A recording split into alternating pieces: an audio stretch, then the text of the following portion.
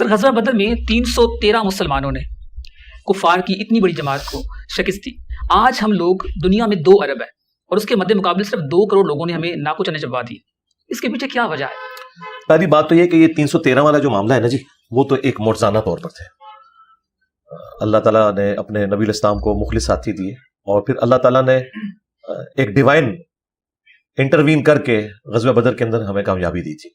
اس میں کوئی صحابہ کرام کی بہادری کا اتنا کردار نہیں تھا جتنا اللہ تعالیٰ نے فرشتوں کے ذریعے مدد فرمائی.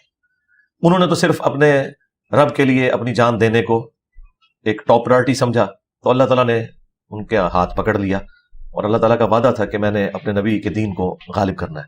هو الذی ارسل رسولہ بالہدی ودین الحق لیظہرہ علی الدین کلہ. تو اللہ تعالیٰ نے ایک غیبی مدد فرمائی اور ایک مختصر سے عرصے کے اندر اتنی بڑی کامیابی ہو گئی کہ آپ دیکھیں کہ ہجرت مدینہ کے وقت صرف 125 بندے اللہ کے محبوب صلی اللہ علیہ وآلہ وسلم کے ساتھ تھے، اور اگلے یہ یعنی 13 سال کی آؤٹ پٹ تھی، اور اگلے 13 سال کے اندر رومن اور پرشین امپائر بھی مسلمانوں کے پاس آ چکی تھی. تو نبی الاسلام کی مدنی زندگی تو جنگوں سے ہی عبارت ہے. 2 ہجری میں بدر ہے، 3 میں احد ہے، 5 میں خندق ہے، اور 6 کے اندر صلح حدیبیہ ہو گئی، 7 ہجری میں غزوہ خیبر، 8 میں فتح مکہ، اور 8 ہی میں غزوہ حنین ہوئی، اور 9 میں غزوہ تبوک ہوئی، اور انٹرنیشنل لیول کے اوپر مسلمانوں کی داغ بیٹھ گئی. اور نبی الاسلام کی وفات کے بعد جبکہ حالات و واقعات فیوریبل بھی نہیں تھے صحابہ کرام کے لیے، پھر بھی اللہ تعالیٰ نے غیبی مدد فرمائی. تو اس طرح کا ریپلیکا دوبارہ ہونا یہ آلموسٹ امپاسبل ہے، وہ ایک غیبی معاملات ہے. بلکہ خود نبی الاسلام کی مبارک زندگی میں آپ دیکھیں، سورہ توبہ میں آیا کہ حنین کے موقع پر جب تمہاری کثرت نے تمہیں تعجب میں ڈال دیا تو تمہیں بھاگنے کی جگہ بھی نہیں ملی. جو آپ نے 313 کی مثال دی، تو نبی الاسلام کی زندگی میں وہ 12,000 کی مثال بھی تو ہے. اس وقت بھی تعداد زیادہ تھی، لیکن صرف 80 بندے نبی الاسلام کے ساتھ رہ گئے. بخاری مسلم میں آتا ہے، باقی تو یعنی آپ کو چھوڑ کے میدان جنگ سے چلے گئے. اس وقت کیا حالات و واقعات تھے. یہاں تو لوگ کہتے ہیں میں تو اپنے نبی کے لیے جان دے دیتا، تو وہ سارے جان دینے والے تھے جو آپ کو چھوڑ گئے. پھر نبی الاسلام نے فرنٹ سے لیڈ کیا، آپ نے اپنے خچر پہ سوار ہو کے آگے بڑھے کفار کے لشکر کی طرف. انا النبی لا کذب انا ابن عبد المطلب، میں نبی ہوں، اس میں کوئی شک نہیں، میں عبد المطلب کا بیٹا ہوں، اس میں کوئی شک نہیں. اور پھر آپ نے زمین سے ایک مٹھی بھری کنکریوں کی اور کافروں کی طرف یوں پھینکی تو ان کی آنکھیں اندھی ہو گئی. یہ نبی الاسلام کے ساتھ اللہ تعالیٰ کی ایک غیبی تائید آئی تھی. ادروائز غزوہ حنین بھی مسلمانوں کے ہاتھ سے گئی تھی، حالانکہ کثرت تھی، کافروں سے زیادہ تھے تعداد میں، اس کے باوجود بس وہ حالات فیوریبل نہیں ہوئے. ایک تکبر کا جملہ نکل گیا کہ ہم 313 تھے تو غالب آئے تھے، تو آج تو ہماری تعداد بھی زیادہ ہے. تو اللہ تعالیٰ نے کہا پھر تمہیں بھاگنے کی جگہ نہیں ملی. تو جہاں تک آج کا تعلق ہے، آج کے جو حالات و واقعات ہیں، ان میں وہ 313 کی مثال دینا اس لیے بھی غلط ہے کہ اس طرح کے 313 بھی آج نکالنا مشکل ہے. دوسری بات کہ ہمیں کبھی نبی الاسلام نے یہ تعلیم نہیں دیا کہ آپ نے صرف اسباب کے اوپر تکیہ کرنا ہے اور مسبب الاسباب کو چھوڑ دینا ہے، یا صرف مسبب الاسباب کے اوپر تکیہ کرنا ہے اور اسباب کو چھوڑ دینا ہے. دونوں طریقے پیرلل میں دونوں چیزیں لے کے چلے ہیں نبی الاسلام.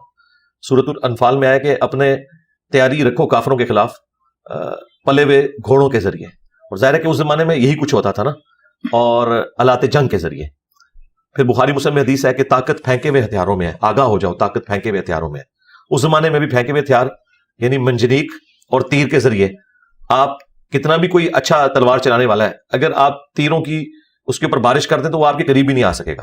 اور آج بھی آپ دیکھ لیں، اگر آپ کے پاس پھینکے ہوئے ہتھیار ہیں، یعنی میزائل ٹیکنالوجی ہے یا ایئر ڈیفینس سسٹم ہے، وہ بھی پھینکے ہوئے ہتھیار ہی ہیں، تو آپ دیکھ لیں طالبان 20 سال تو اس طرح خالی نہ کاٹتے. یہ تو 20 ہفتوں کی جنگ تھی، لیکن امریکہ ڈومیننٹ رہا اپنی اس ایئر سٹرائکس کی وجہ سے. ابھی بھی وہ خود ہی چھوڑ کے گئے ہیں، ادروائز ابھی بھی وہ اس کو کنٹینیو کرتے تو کر سکتے تھے، اور وہ تو ان کی اکنامک پوزیشن ایسی ہوگی کہ وہ اسے کنٹینیو نہیں کر سکے. تو فلسطین میں بھی اب صورتحال تو یہی ہے کہ اسرائیل کے پیچھے یورپ اور امریکہ کھڑا ہوا ہے، اور لوگ کہتے تو ہیں کہ جی ہمارے پاس 74 لاکھ کی فوج ہے سارے اسلامی ملکوں کی ملا کے. تو صرف فوج ہونے سے تو مسئلہ حل نہیں ہوگا جب تک ان کے اندر جذبہ اور جدید ہتھیار نہیں ہوں گے. پھر بھی جتنا پریشر بلڈ کرنا چاہیے تھا معذرت کے ساتھ وہ ہمارے مسلمان حکمرانوں نے کیا نہیں ہے، یعنی بالکل ہی بیک فٹ کے اوپر چلے گئے ہیں. سوائے ایک ایران نے جرأت دکھائی ہے، یا اس کے بعد ان کو دیکھ کے طیب اردگان نے تھوڑی سی ہمت دکھائی ہے، محمد بن سلیمان نے بھی تھوڑی بہت ہمت دکھائی ہے، لیکن ابھی بھی بہت ہمت کی ضرورت ہے. تو اس کے لیے مسلمانوں کو تعلیم میں آگے بڑھنا ہوگا. جی آپ جن کو 2 کروڑ کہہ رہے ہیں، آپ ذرا نوبیل پرائز کی لسٹ نکالیں تو چوتھا حصہ وہ لوگ ہیں. ہاں بالکل ٹھیک ہے. کسی بھی فیلڈ میں، آپ فزکس کی فیلڈ میں دیکھیں، کیمسٹری کی فیلڈ میں دیکھیں، آپ اسٹرانومی کی فیلڈ میں دیکھیں, سوشل سائنسز میں آپ آ جائیں, آپ کو ہر جگہ وہ یہودی نظر آئیں گے ٹاپ کے اوپر. تو یہ انہوں نے مقام ارن کیا ہے, یہ ان کو یعنی جھولی میں ڈال کے کسی نے نہیں دیا. ہم بھی ارن کریں گے تو ٹھیک ہے, ان کے لیول کے اوپر آ جائیں گے. ہم معذرت کے ساتھ نہ تو اپنے دین کے ساتھ مخلص ہیں اور نہ اپنی دنیا کے ساتھ مخلص ہیں, کسی بھی معاملے میں ہم مخلص نہیں ہیں. تو یہ ذلت اور خواری خواہ ہمیں کرکٹ کے میدان میں کاٹنی پڑے یا ہاکی کے میدان میں, تو یہ ہمارا مقدر ہے. جب کوئی قوم گرتی ہے تو گراوٹ ہر جگہ نظر آتی ہے, اور وہ ہمیں نظر آ رہی ہے.